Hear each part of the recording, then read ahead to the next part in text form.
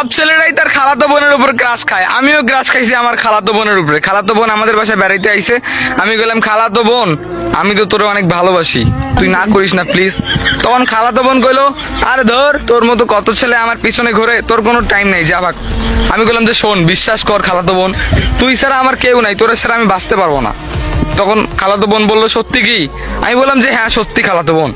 তখন খালাতো বোন বললো তাহলে তুই আমার মারে বল, মারে বল যদি রাজি হয় তাহলে আমিও রাজি।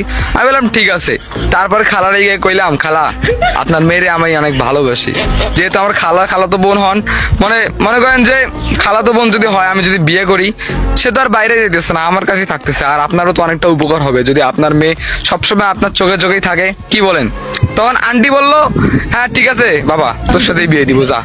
ওরে ভাই, খালাতো বোনের মাও রাজি, মানে আমার মায়ের খালা, না না না আমার খালা রাজি। তো এখন আমি বললাম আমার মারে যে মা আমি খালাতো বোনরে অনেক ভালোবাসি, তারই বিয়ে করতে চাই। আমার মাও রাজি। উফ সেই যাই হোক, এত সুন্দর একটা কাহিনী আজকে আমি স্বপ্নে দেখছিলাম, কিন্তু বাস্তবে আমার একটা খালাও নাই, আর খালাতো বন্ধু দূরের কথা, তোর আমাদের বড় নাই, আর আমার তো খালা নাই, আমার মায়েরও খালা নাই, তার বোনটা হইব কেমনে? আপনাদের কালো কি খালাতো বোন আছে নাকি? থাকলে মেনশন দিয়েছেন, আর আমার জন্য একটা খালাতো বোন রেখে দিয়ে। Subscribe to my channel.